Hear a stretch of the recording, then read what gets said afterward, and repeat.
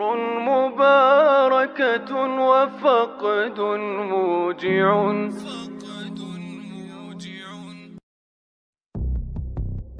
Baru-baru ini dikabarkan, rumah mewah baru milik Habib Hasan Al-Mudhor disegel pemerintah karena sengketa tanah. Kejadian ini bermula ketika Habib Hasan Al-Mudhor membangun rumah baru di daerah Purbolinggo. Namun ketika itu justru berkonflik dengan Haji Ilyas, salah satu warga di sana yang mengaku bahwa tanah letak rumah baru tersebut adalah tanah miliknya. Tanah ini merupakan tanah temurun dari kakek buyutnya dan tidak pernah mereka jual. Ia menyebutkan bahwa Habib Mudhor adalah seorang mafia tanah, sehingga ia pun menuntut ke jalur hukum. Karena permasalahan yang belum reda dan belum menemukan titik terang, membuat pemerintah setempat menyegel rumah baru dan dilarang untuk dihuni. Baik, yang perlu kita pahami dan yang harus kita ketahui bahwa Ahlul Bait itu bukan Ba'alawi dan Ba'alawi bukan Ahlul Bait. Kenapa? Karena sampai sekarang Ba'alawi mengklaim bahwa dirinya bagian dari Ahlul Bait atau keturunan baginda Nabi, tidak pernah mampu menghadirkan dalil yang pasti dan sumber data yang valid. Itu hanya sebatas klaim saja yang disampaikan oleh Syekh, bukan Sayyid ya, bukan Syarif, tapi Syekh Ali bin Abi Bakar As-Sakron, yang dituangkan dalam kitabnya yang bernama Al-Burqa Al-Musyiqah wa hakadha huwa huna Ubaidun ila akhirih. Di sini ini sudah jelas. Kalau kita kaji satu persatu dari setiap redaksi yang ditulis oleh Syekh Ali bin Abi Bakar As-Sakron, maka kita akan pasti tertawa karena klaim itu disampaikan hanya berdasarkan asumsi saja. Dalam redaksi yang ditulis di sana, waqad fahimtu mimma taqaddama awwalan ila akhiri. Begitu teman-teman. Oleh karena itu, kita harus tahu dan bisa membedakan bahwa klaim Ahlul Bait oleh klan Ba'alawi itu rancu, tidak jelas alias syubhat. Nah, di sini mereka itu seperti yang dilakukan oleh pendahulu-pendahulunya, seperti Abdullah bin Sabah, Maimun Aqaddah. Abdullah bin Sabah membenturkan Sayyidina Ali dengan para sahabat. Maimun Al-Qaddah membenturkan Muhammad bin Ismail dengan pemerintah yang sah waktu itu di bawah Khalifah Abbasiyah.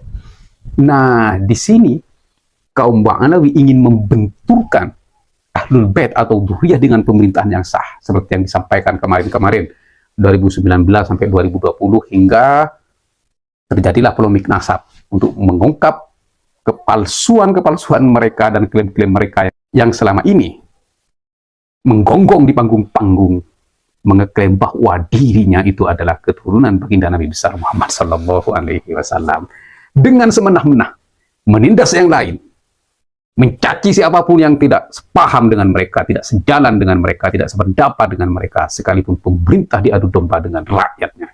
Sekarang mereka untuk menyusun kekuatannya lagi akan sedikit demi sedikit ingin menggeser pondok-pondok pesantren yang mayoritas di Indonesia ini didirikan oleh para kiai dengan narasi yang sangat sederhana yang disampaikan dalam video ini. Oleh karena itu, sebelum kami membahas lebih lanjut, yuk kita dengarkan videonya secara seksama agar kita tidak gagal paham. Selamat menyaksikan. Mana punya harapan ke depan Indonesia ini yang buka mahal itu Ahlul Bait. Ahlul Bait lebih pantas di depan untuk menjadi duta Al-Quran di depan umat. Alhamdulillah rabbil alamin. A'udzubillahi minasyaitonir rajim. Tabat ya babil habib.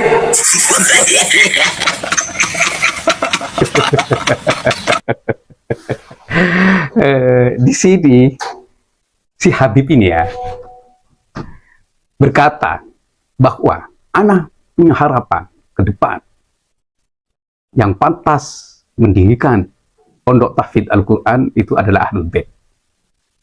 Yang dimaksud Ahlul Bait di sini adalah mereka sendiri, ya, bukan keturunan Nabi, karena mereka tidak akan pernah mengakui siapapun yang bukan dari klan mereka mengaku dzurriyyah Nabi atau Ahlul Bait. Mereka tidak akan pernah setuju dan tidak akan pernah mengakui.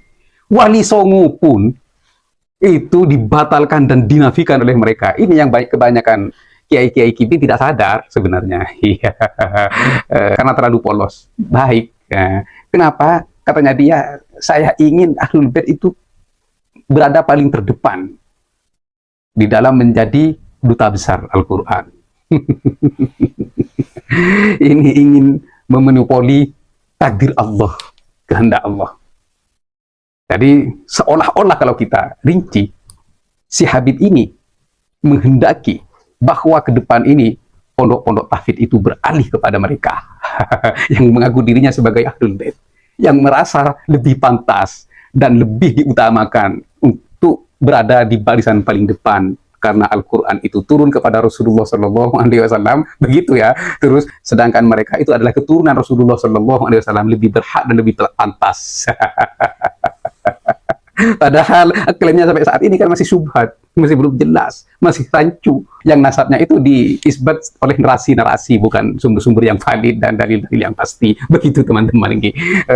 Baik, ini ingin memonopoli kehendak Allah Subhanahu wa Ta'ala, takdir yang maha kuasa.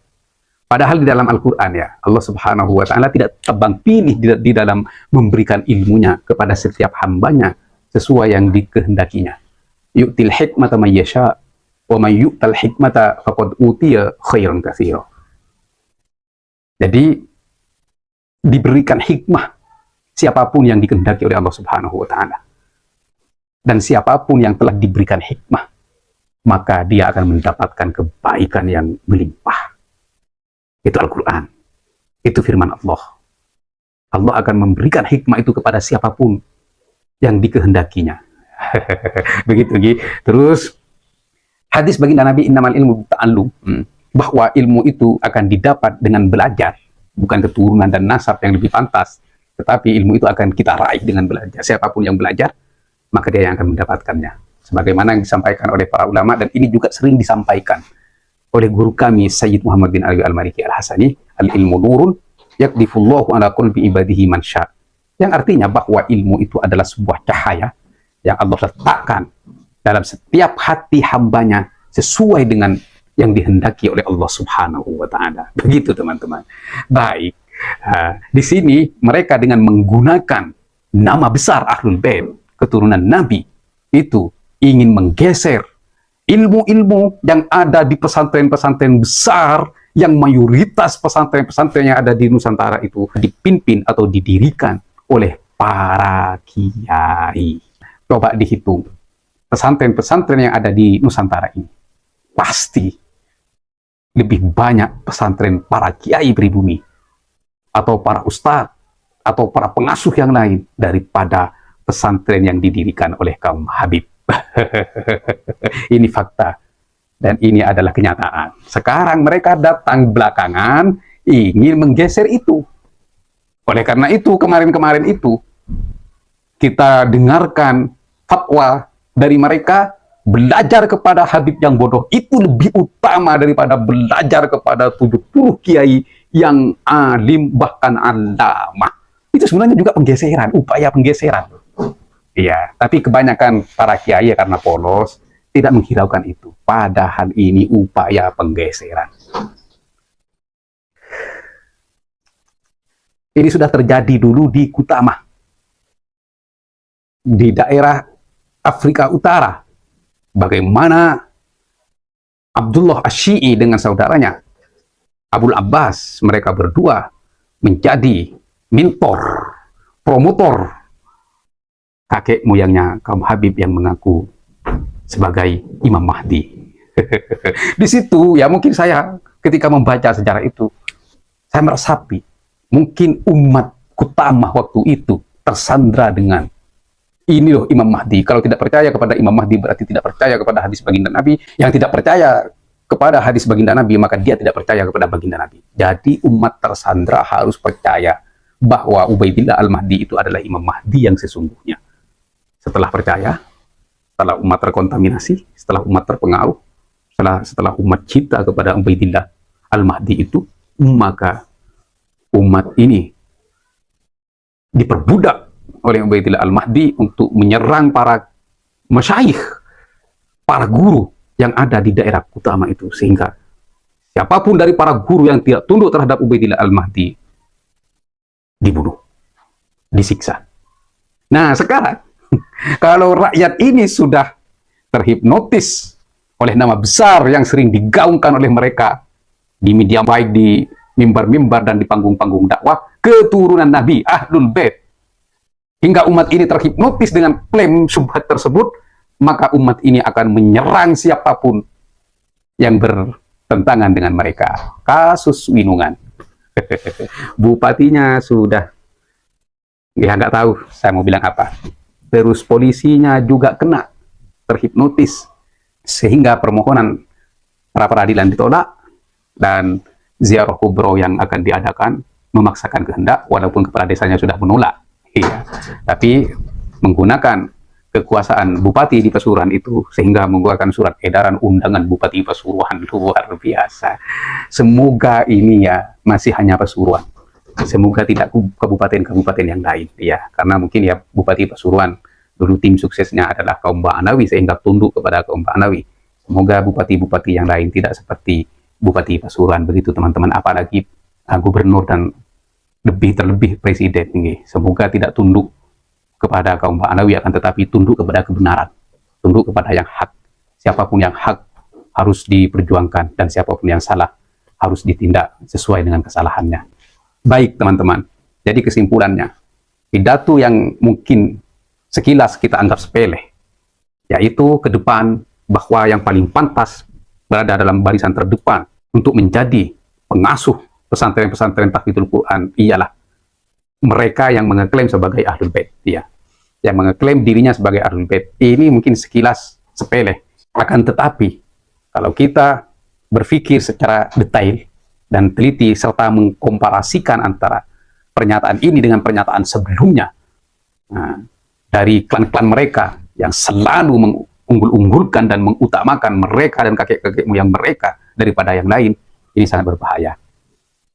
Jadi oleh karena itu kita semua harus lebih berhati-hati ke depan. Bagaimana kita menyikapi gerakan-gerakan mereka yang melampaui batas di dalam mengkultuskan klannya dan mengglorifikasikan para leluhurnya. Bahkan mereka itu merasa bahwa dirinya lah yang paling berhak terhadap agama, bahkan terhadap baginda Nabi besar Muhammad SAW, melalui klaim syubhat mereka, yaitu Ahlul Bait. Berhati-hatilah para saudara-saudaraku, wabil khusus kepada para kiai dan pengasuh-pengasuh pondok pesantren. Berhati-hatilah. Semoga ini menjadi pencerahan dan bermanfaat bagi umat. Akhiran, wallahul muwaffiq ila aqwamit thoriq. Assalamualaikum warahmatullahi wabarakatuh.